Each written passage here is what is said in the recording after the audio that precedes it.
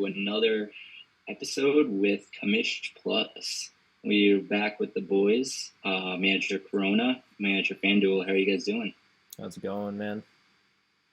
It's good to be here. How you doing? Doing well. Got a big win this Sunday. Big fantasy football win. Looking forward to the playoffs. So that's exactly why we're here, and that's exactly what we're talking about. Is what is the path to get to the fantasy football championship, and not only get there but win it? Manager Corona, I know that you've been on this journey before, and your playoff run in our league was insane. What prepared you for success? Yeah, I mean, there's a lot of preparation that goes in for a championship run, but I do feel like one of the key aspects is cover your bases, be ready for anything. Injuries are the big time player here. The healthiest team will probably win in the playoffs.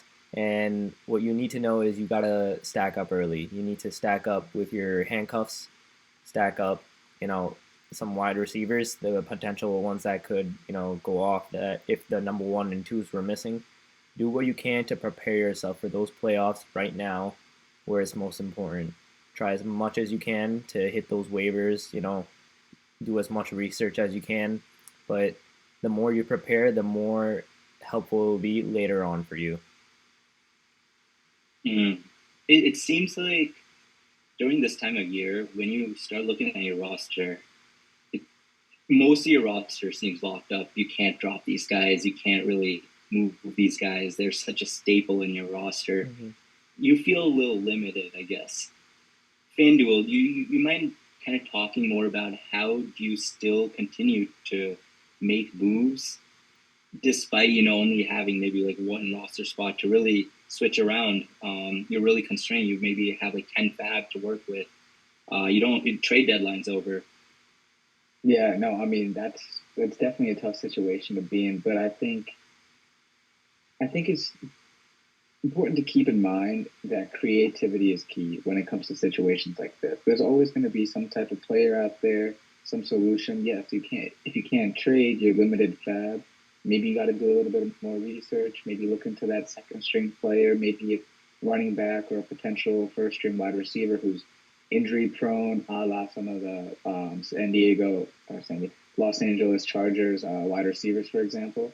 But I just wanted to touch back real quick on something that Manager Corona was mentioning, and he came from the vantage point of a champion down this route before.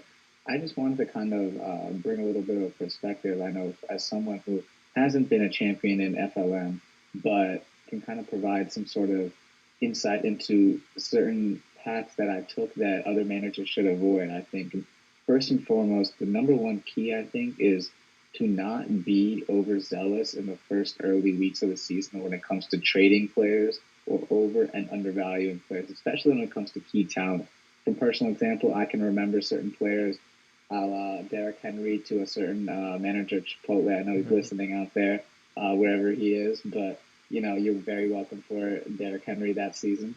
But certain players like that, Jamar Chase had a slow start this season as well. But some of these guys just need a couple weeks to really get the ball rolling. And then at the same time, I would say just because you're cautious in the early part of the season doesn't mean you should carry that cautiousness into the middle and latter parts of the season. Because like we just mentioned, the trade deadline is not going to be something that's going to last throughout the end of the season. So you want to make sure to get your moves in prior to that.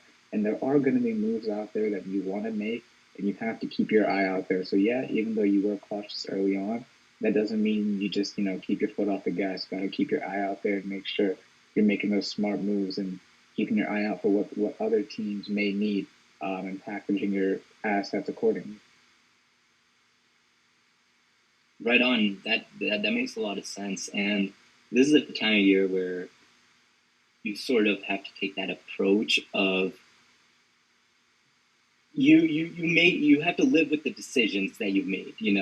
At the end of the day, you might have been a bit too aggressive with your fab or a bit too aggressive with the trades, but whatever your record is, there's one thing and one thing only that you should be looking at and your mind should be at is a championship.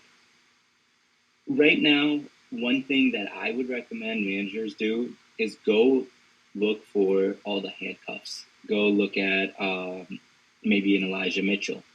Go look at Zach Moss with the recent Jonathan Taylor hand injury. Look at these backs and don't be too nervous to drop like a player like maybe Damian Pierce, player that you valued very strongly. But let me explain why this could be an advantage to you. Why dropping someone like Damian Pierce for Elijah Mitchell right now could be an advantage. Because if you're looking forward to the playoffs and Damian Pierce is your running back 3 or 4, he's on your bench, you have two solid guys in front of him. The upside that Elijah Mitchell brings in the playoffs is uncanny.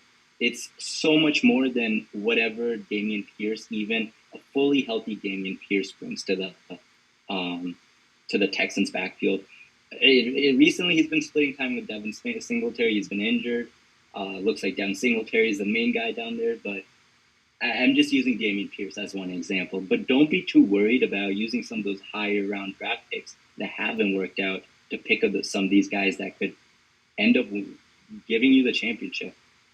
So these were our ideas and our ways to get to the path to the fantasy football championship. And I hope you guys take them seriously. And until next time, thank you for listening.